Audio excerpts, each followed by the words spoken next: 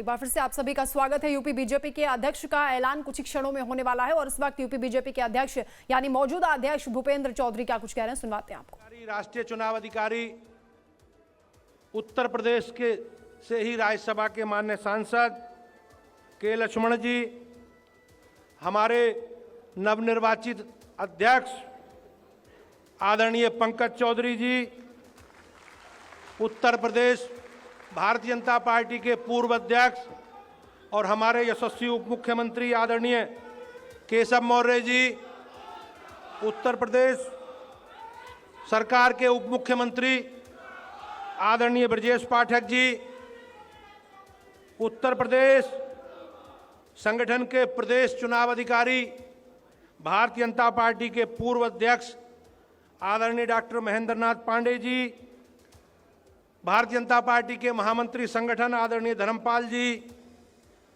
Bharatiya Janata party के राष्ट्रीय महामंत्री राज्यसभा के माननीय सदस्य राधा मोहन दास अग्रवाल जी, आदरणीय अरुण सिंह जी, भारतीय जनता पार्टी के पूर्व प्रदेश अध्यक्ष राष्ट्रीय उपाध्यक्ष राज्यसभा के माननीय सांसद लक्ष्मीकांत वाजपेयी जी, भारतीय जनता पार्टी की उपाध्यक्षा आदरणीय बहन रेखा वर्मा जी, आदरणीय तारिक मंजूर जी, भारतीय जनता पार्टी के पूर्व प्रदेश अध्यक्ष आदरणीय डॉक्टर रमापति त्रिपाठी जी, भारतीय जनता पार्टी के पूर्व अध्यक्ष और उत्तर प्रदेश सरकार के वरिष्ठ मंत्री आदरणीय सूर्य प्रताप शाही जी, आदरणीय स्वतंत्र देव सिंह जी और भारत सरकार के मंत्री आदरणीय बीएल वर्मा जी, और इस महाकुंभ के अवसर पर मेरे सभी सम्मानित कार्यकर्ता भाइयों बहनों, आज सब लोग जानते हैं कि आज संगठन महापर्व के इस पवित्र क्षण पर मैं आप सभी साथी भाइयों बहनों का स्वागत और अभिनंदन करता हूं। संगठन की राजनीति में हर समय ऐसी परिस्थितियां आती हैं कि अपनी भूमिका बदलते हुए हम लोग देखते हैं। बदलाव के समय काल और परिस्थिति पर निर्भर है। भाजपा जैसी अनुशासित पार्टी के राजनीतिक दल के कार्यकर्ता के होने के साथ हम सब में इस प्रकार का भाव समाहित रहता है। सूचना मिलते ही सोचने का जो हमारी क्षमता है वो बंद हो जाती है और अगली भूमिका के लिए पूरी योजना के साथ हम सब लोग पूर्व तैयारी मन का भाव लेकर सभी कार्यकर्ता प्राण प्रतिष्ठा से चलते हैं। अगला कार्य, अगली योजना पर अमल कैसा करना है, कितना सीखना है, कितना बताना है, कितना समझना है, सब कुछ संगठन की योजना के अनुसार तय होता है। इसमें हमारा कोई भी श्रम नहीं लगता। तेरा तुझको अर्पण क्यार लागे मेरा, इस भाव के साथ काम करते हुए हम सब पार्टी के कार्यकर्ता अपनी पार्टी के ध्वज के नीचे एकत्रित होकर अपने अभियान और कार्यक्रम के लिए तैयार रहते हैं। पिछले 4 वर्षों से एक अभियान जो चला और अगले अभियान में बदल रहा है। आगे की अभियान भी अच्छी तरह से चले, हम लोग इसी भावना के साथ इकट्ठे हुए हैं। पिछले वर्षों में हम सब लोगों ने मिलकर अनेकों चुनाव लड़े, बहुत सारे अभियानों में भाग लिया। महिला शक्ति वंदन योजना से लेकर बूथ सशक्तिकरण तक संगठन के बहुत सारे कार्यों में हम सब लोगों ने उत्साह के साथ काम किया। विगत वर्षों में चाहे सस्ता अभियान हो, प्रत्येक जिले में हर बूथ पर घर घर लोगों को जोड़ने, भारतीय जनता पार्टी से जोड़ने का प्रयास हो, ये हम लोगों ने सफलतापूर्वक पूरा किया है। भारतीय जनता पार्टी की संस्था को हमने सर्वव्यापी और सर्वस्पर्शी और समाज के सभी वर्ग को जोड़ने का जो माननीय प्रधानमंत्री जी का संकल्प है, सबका साथ सबका विकास, उसे भारतीय जनता पार्टी ने भी उत्तर प्रदेश ने भाइयों बहनों आत्मसात किया है। और इसी अभियान के तहत उत्तर प्रदेश में भारतीय जनता पार्टी के हमारे कार्यकर्ताओं ने एक इतिहास रचने का काम किया है। पहली बार तो हमारे साथ खास मेहमान भी लगातार जुड़े हुए हैं। राकेश जी, आपका रुख करूंगी मैं। अभी तस्वीरें में हम दर्शकों को दिखा रहे हैं कि जो ताजपोशी का कार्यक्रम है वो यहाँ पर चल रहा है। पंकज चौधरी को कमान सौंपी जाएगी उत्तर प्रदेश बीजेपी की। लेकिन जैसा कि दिलीप जी ने भी कहा कि बड़ा जरूरी होता है कि सरकार और संगठन में तालमेल बिठाया जाए और दिल्ली का रास्ता उत्तर प्रदेश से होकर निकलता है, इसलिए भी बीजेपी का फोकस यहां रहता है। इस बार भी अमित शाह के करीबी पंकज चौधरी, और ये कहा जा रहा है कि आने वाले वक्त में जो मोहरे सेट होंगे या कह सकते हैं कि जो चाल चली जाएगी वो पूरा सपोर्ट दिल्ली से रहेगा? 2027 के लिहाज से कई मायने हैं इसके। देखिए, भारतीय जनता पार्टी के लिए 2027 का चुनाव उत्तर प्रदेश का इसके आने वाले चुनाव के लिए भी बुनियाद का काम करेगा। इसलिए भारतीय जनता पार्टी जो भी कर रही है उसको हर तरीके से कैलकुलेट करके, मतलब इन सेंटीमीटर वाइज जब अमित शाह की बात आती है जी। तो वो इतने बड़े कैलकुलेटर हैं पॉलिटिक्स के कि समझ पाना जरा कठिन है लोग आम आदमी के लिए। पंकज चौधरी के बारे में जो सबसे खास बात यह है कि 7 बार के सांसद, प्रतिष्ठित व्यवसायी, उसके बाद भी पंकज चौधरी की जो सबसे बड़ी खासियत है वो ये है कि इनकी उतनी चर्चा नहीं है।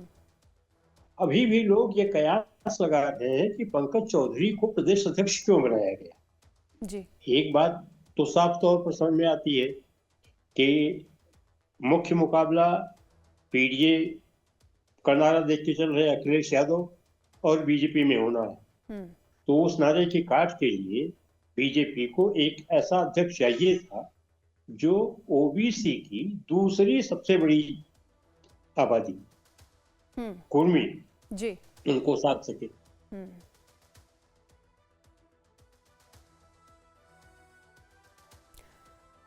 बिल्कुल, कई स्ट्रेटजी है इसके पीछे जो यहाँ साधने की कोशिश की जा रही है। हमारे साथ धीरज त्रिपाठी भी जुड़ गए हैं जो इस वक्त वहीं पर मौजूद है जहाँ पर ये समारोह चल रहा है, जहाँ ये ताजपोशी हो रही है। धीरज, कैसा उत्साह है वहाँ पर समर्थकों के बीच और अभी क्या तस्वीरें आप देख पा रहे हैं और क्या हमारे दर्शकों को आप दिखाएंगे?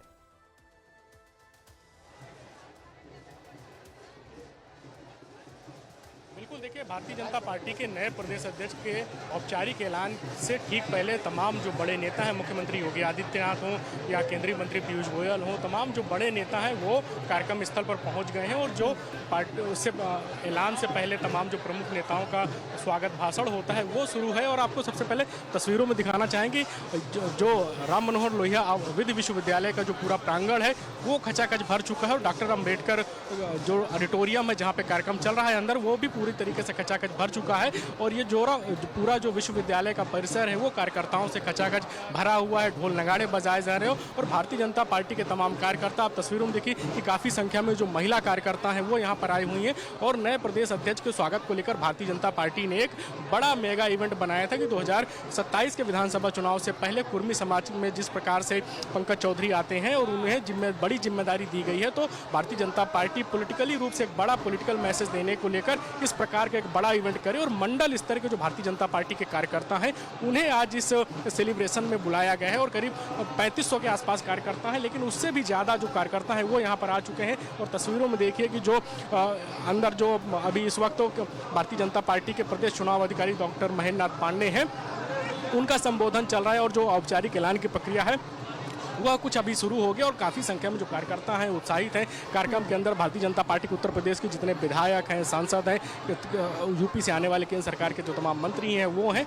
और जो पार्टी के विधायक हैं, जिला अध्यक्ष हैं, तमाम जो लोग हैं वो आए हुए हैं। और कुछ लोगों से बात भी करने की कोशिश करेंगे कि आज उनमें कितना उत्साह देखने को मिल रहा है। भारतीय जनता पार्टी के एक विधायक भी यहाँ पर विकास गुप्ता जी हैं, आज कितना उत्साह है प्रदेश अध्यक्ष को लेकर?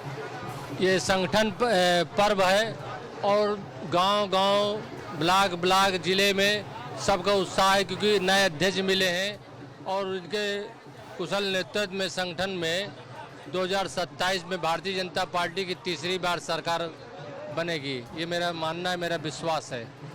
कुछ और भी लोग देखिए कि अंदर जो लोग बैठ नहीं पाए हैं वो लोग यहाँ बाहर बैठे हुए हैं। और लगातार जो प्रदेश अध्यक्ष की निर्वाचन की औपचारिक प्रक्रिया, औपचारिक ऐलान है उसको जो स्क्रीन लगी उसमें देख रहे हैं। कुछ और लोगों से बात करके जानने की कोशिश करेंगे। कुर्मी समाज से पंकज चौधरी आते हैं और भारतीय जनता पार्टी फतेहपुर की बात हो, अम्बेडकर नगर की बात हो या प्रतापगढ़ की बात हो, वहाँ पर चुनाव हार गई थी। और जो कुर्मी बिरादरी के वहाँ पर दूसरे दलों, खासकर समाजवादी पार्टी के नेता थे, वो चुनाव हारे हैं। क्या वही स्ट्रेटजी है कि कुर्मी समाज के वोट बैंक को भारतीय जनता पार्टी फिर से समेटकर आगे बढ़ पाए? देखिए, ये संगठन पर्व है और जिस तरह जनसंबंध सभी कार्यकर्ता पूरे उत्तर प्रदेश से यहाँ पर एकत्रित हुए हैं, निश्चित रूप से नया चेहरा मिला है। बहुत पुराने नेता हैं, कई बार सांसद रहे हैं। संगठन में हम सभी लोग साथ मिलकर काम करें, बहुत कुछ सीखने को मिलेगा और उनका पूरा फायदा भारतीय जनता पार्टी को मिलेगा। तो क्या एक बड़ी वजह है कि बिल्कुल धीरज, पूरा फायदा मिलेगा। 2027 में जीत सुनिश्चित होगी, तमाम यहाँ समर्थकों की ओर से, नेताओं की ओर से कहा जा रहा है। दिलीप जी, लेकिन गोरखपुर मंडल से तीसरे शख्स होंगे, रमापति राम त्रिपाठी हो, इससे पहले सूर्य प्रताप शाही हो, वो इस जिम्मेदारी संभाल चुके हैं। तो गोरखपुर मंडल से पंकज चौधरी का चयन होना, किस तरीके से आप इसको देख रहे हैं? नहीं, मैं इसको गोरखपुर मंडल के रूप में नहीं, ये मैंने पहले भी कहा, ये 27 की तैयारी है और इस तैयारी में आप अगर देखेंगे कुर्मी जाति का लगभग 7.5% वोट है और 40 से 50 सीटों पे सीधा उनका प्रभाव होता है। तो पहली बात तो यह है कि जो कुर्मी जाति के वोट हैं उसको अपने साथ जोड़ने का एक प्रयास, एक मजबूत प्रयास के तौर पे इसको आप जोड़ सकते हैं। साथ ही साथ अगर देखेंगे कि 7 और 8% का जो वोट बैंक है, इसको साधते ही आप एक मजबूत जनाधार को भी जोड़ते हैं। उससे आपको 2 फायदा मिलता है। एक फायदा तो यह है कि जो 27 की तैयारी है उसमें जो एंटी इनकम्बेंसी, क्योंकि 13वें साल में मोदी सरकार प्रवेश करेंगे, 10वें साल में योगी सरकार का प्रवेश होगा, तो एक एंटी इनकम्बेंसी भी होगा वहां पे, उससे भी आपको लड़ना है।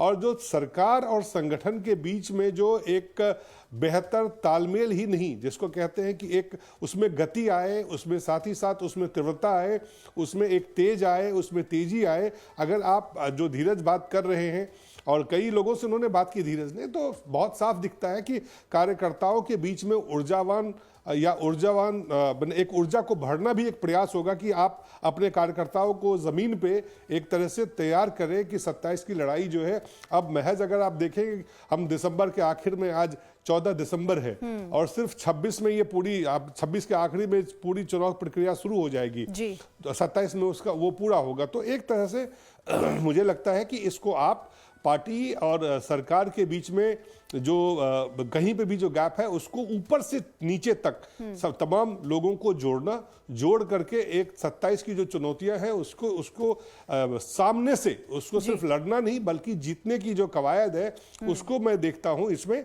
और एक जो जनाधार बढ़ाने की जो बात है वो भी है। 3 पक्ष हो गए, जनाधार को बेहतर करना, जो खास करके वोट बैंक को बेहतर करना, एंटी इनकम्बेंसी से लड़ना और पार्टी और संगठन के बीच में बेहतर तालमेल बिठाना, ये 3 लक्ष्य को मैं सीधा सामने देख पा रहा हूं। वंदना जी बिल्कुल, राजीव भी हमारे साथ लगातार जुड़े। राजीव, ये भी कहा जा रहा है कि एक आजमाया हुआ मॉडल जो बिहार में बीजेपी ने कोशिश की थी और वो रंग लाई।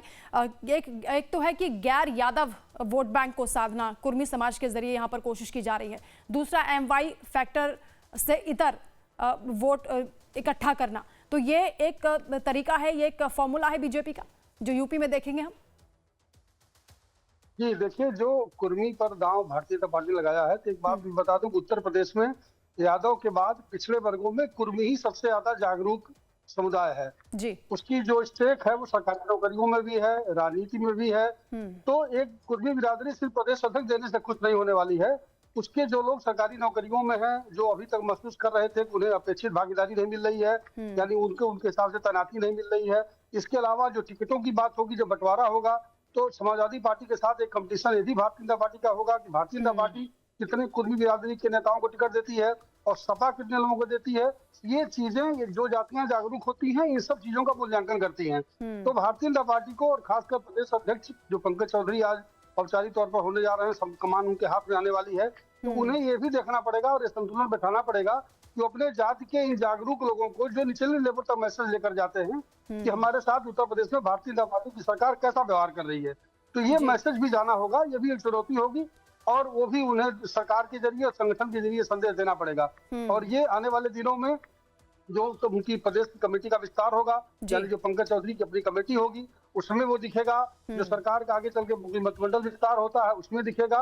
और आने वाले दिनों में जो नौकरशाही में फेरबदल होंगे, जो निचले लेवल पर अधिकारियों की तबादले होंगे, उसमें भी ये चीज दिखाई देगा, तभी इसका मैसेज निचले लेवल पर जाएगा। बिल्कुल राजीव, ठीक कहा आपने। केवल यूपी बीजेपी का अध्यक्ष बना देने से प्रतिनिधित्व हो जाएगा कुर्मी समाज का, ये नहीं कह सकते हैं। तो बहुत सी चीजें हैं जिसका आपने जिक्र किया, उस पर भी ध्यान देना होगा। क्योंकि ये कहा जा रहा है कि बीजेपी के पास कुर्मी समाज का नेतृत्व की कमी है 3 सेक्टर्स में, क्योंकि कुर्मी समाज को देखा जाता है, या पूर्वांचल की बात कर ले तो मिर्जापुर का क्षेत्र है, इसके अलावा बुंदेलखंड और अवध का थोड़ा सा क्षेत्र है, यहाँ पर अनुप्रिया पटेल हैं, संतोष गंगवार हैं, लेकिन नेतृत्व की कमी है। क्या पंकज चौधरी उसकी भरपाई करेंगे यहाँ? नहीं, मैंने पहले भी कहा कि देखिए बीजेपी में कई कुर्मी नेता हैं और वरिष्ठ नेता है, आपने कई नाम खुद ही लिया, तो वो भी नेता है, लेकिन इस समय जो था एक फ्रेश, एक एंटी इनकम्बेंसी के साथ साथ जो सरकार का जो लड़ना है, जो मैं पहले कह रहा था कि जो चुनौतियां हैं, उसमें अगर आप देखें जो महत्वपूर्ण पक्ष है, अखिलेश यादव का जो कोर वोट बैंक है वो यादव वोट बैंक है। मायावती का जो कोर वोट बैंक है वो जाटव जो है, दलित में से जाटव वोट बैंक है। और जब भी इन लोगों ने सामाजिक अपने आधार को मजबूत किया तो चुनाव जीतकर सत्ता में आए। बीजेपी 2014 में जब चुनाव जीती तो उसके बाद से लगातार अपने सामाजिक जनाधार को मजबूत करने का लगभग मुझे लगता है 14 के बाद से ये प्रयास बीजेपी करती रही और बीजेपी को उसमें कामयाबी भी मिली। और बीजेपी उस जो वो लक्ष्य है उसको अपने सामने रख के काम करती है। और जो मुस्लिम मतदाता है वो मायावती के पक्ष में भी, अखिलेश के पक्ष में भी और कांग्रेस भी, तो वहाँ तीनों बंटवारा करते हैं या बांटते हैं या जहां वो जाते हैं। तो उसके अगर काट में अपने जनाधार को आपको मजबूत करना है तो जो हिंदू वोट की आप बात करते हैं, हिंदू राजनीति की बात करते हैं, हिंदुत्व की बात करते हैं, उस हिंदुत्व की राजनीति को आप अब अगड़ी जातियों के बाहर ले जाके, खास करके जो पिछड़ी जातियां हैं, दलित है, उसको आपको कैसे उसमें जनाधार को आप बेहतर करते हैं। तो अगर आपको हिंदू जो पॉलिटिक्स है, हिंदुत्व की जो पॉलिटिक्स है, उस दोनों को बेहतर करना है, तो उसके लिए भी सामाजिक जनाधार को आपको मजबूत करना है। और उसमें कुर्मी 7-8% का जो एक वोट बैंक है वो बहुत बड़ा वोट बैंक है, उसको साधने के प्रयास मुझे लगता है किसी भी पार्टी के लिए, और यही काम अखिलेश यादव कर रहे थे, पीडीए बना करके दलितों को भी साधने का प्रयास कर रहे हैं।